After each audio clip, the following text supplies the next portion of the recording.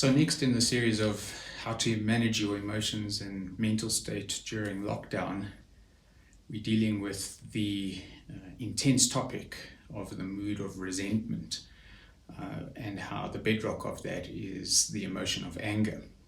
Have you found yourself flipping your lid like this guy of late as you have been dealing with all of the competing and contradictory demands and challenges and pressures of lockdown? So if we use Alan Seiler's mood framework, we're now moving on to the mood of resentment. Yesterday we spoke about anxiety, the mood of anxiety, and the mood of resentment has anger as the core emotion that leads to this mood, remembering that when a emotion takes root and is consistent, it then leads itself to that mood. And the mood of anxiety can be the precursor to the mood of resentment, but not always. But the core emotion is that of anger, losing your cool, flipping your lid, freaking out. And when that takes root, you lead to the mood of resentment. And I know many of you are probably identifying with that mood, given how you're feeling about how the economic and health impacts are panning out, and what this means for you and what it means for your family and your livelihoods. But anger is quite a challenge at times, depending on how you deal with it. But one of the things that I found is that anger loves confirmation, but hates the counterfactual. So it's almost like when you're leaning towards being in a mood of resentment, you're scanning and looking for the information that confirms what makes you angry, but you're quite impervious to the things that contradict that assessment, and so you don't pay as much attention. Why? Well, it's because sometimes anger feels good. And it has quite an energy to it that can, if you were to be honest, feel fulfilling when you express it. But there's two assessments around the emotion of anger that lead to the mood of resentment that are key. The initial assessment is that of an unfairness, that something has been done to you, that you're on the receiving end of something unjust. The second assessment is that of deciding to oppose the facticities of life, as Alan Seiler puts it. That there are facts, there are things that have happened in the past, but you don't accept that, you oppose that. And so that dual assessment of unfairness and opposing what has happened leads to the mood of resentment, and then anger flourishes, anger gets fed. And that takes me back to a framework I spoke about in some of the videos before, which is David Rock's SCARF framework, which is a neurobiological framework that helps us understand what are the main emotions that our limbic brain is always scanning for. And the SCARF framework stands for status, certainty, autonomy, relatedness, and fairness. And the mood of resentment, and if you're finding yourself in a mood of resentment, there's a dynamic between two aspects of the SCARF framework, and that is autonomy and fairness. So if your initial assessment of what is happening to you is based on an assessment of unfairness, then you know that the F in the SCARF framework, those neural pathways in your brain are firing and showing red, quite literally, and hence the anger. When you feel it's unjust and that you're a victim and that something unfair has been done to you. And what's interesting about lockdown is that, at least in my community and here in South Africa, when we were asked to go into lockdown by our president, we willingly gave up our autonomy, which is the A in SCARF.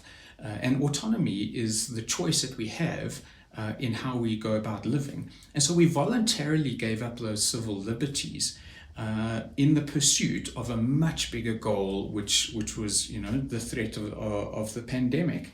But what's starting to happen now as we go into day 40 or 50 or whatever it is of lockdown, and having just listened to the president last night saying that this is, it's the level that we're in is going to persist for a while longer, there are questions that we have around our autonomy because we voluntarily gave it up in the beginning. But what's starting to happen is that we've got strange and obscure and weird restrictions and regulations that are dampening our sense of autonomy. So we feel like we have less choice over what is happening and how we can live. And that's firing the autonomy aspects of the SCAR framework. And so when that then feels unfair and our autonomy is diminished, it's going to put us in a threat state, in an away state, which is a precursor to the feelings of anger and how those emotions can then start to take root and take hold into a mood of resentment. And I guess that's my encouragement now, is just to be watching how those feelings, which are natural and sometimes justified, can tend to take root and take hold. And especially in a lockdown situation where we're confined to our homes, work options are limited, and we often live with other people, we've got to be really careful. And this ties back into the question, I guess, of how our mood serves us. I'm not giving a value judgment and saying you shouldn't be angry. I guess what I am saying is just consciously consider how those feelings of anger could take root into a longer term mood of resentment, which is unlikely to serve you well and unlikely to serve the people that you're living or working with well. But what do you do with this? And so how do we get this mood of resentment if we're on that path to serve us well? And this is where Alan then speaks about how when there are repeated injustices or unfairnesses, and that is a fact of life. It's part of your past, and there are things that could be happening to you now that are very unfair.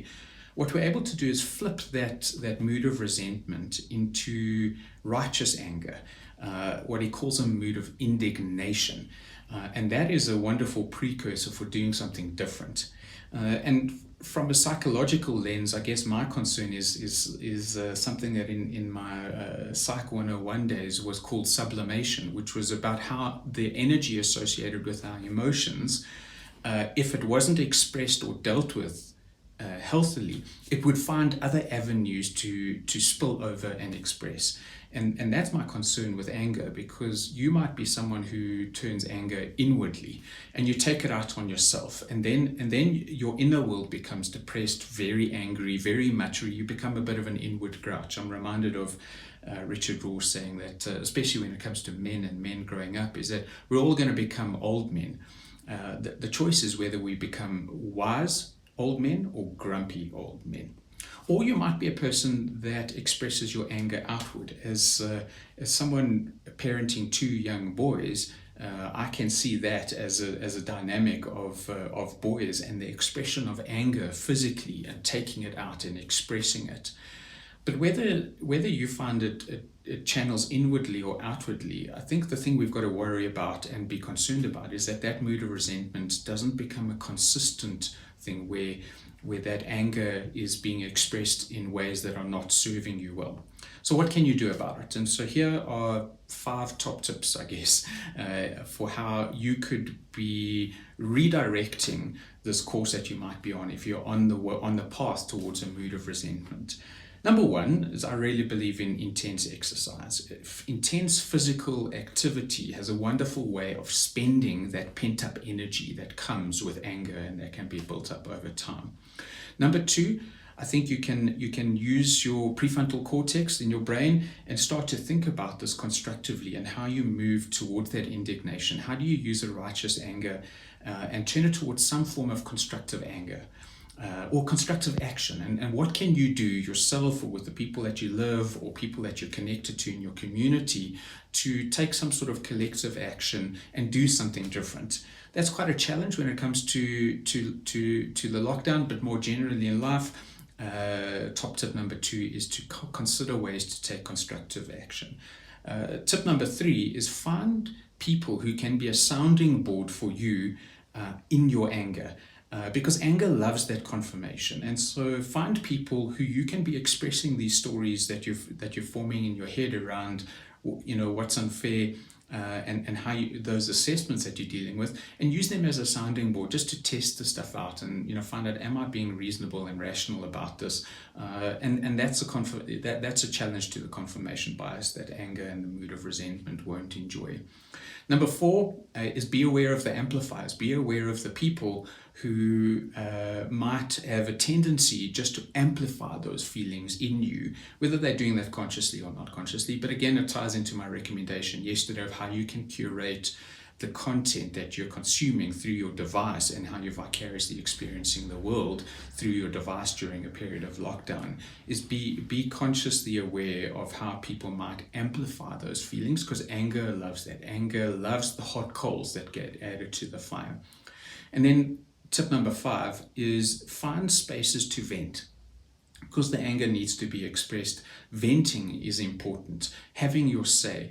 The challenge, though, is creating a container with people who know you, who understand that that's what you're doing.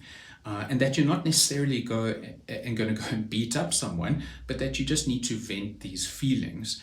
And create a contract with these people to say, well, this is what I'm doing now. I need to vent. I need to verbalize this stuff. I need to air it and expose it. Because anger also finds that quite challenging and won't be amplified or fed in that way. So find spaces to vent. So there's some tips on how we can try and stabilize the boat that we're in as we're going through the storm, because anger that then runs the risk of turning into a mood of resentment has the real risk of rocking our boat quite significantly.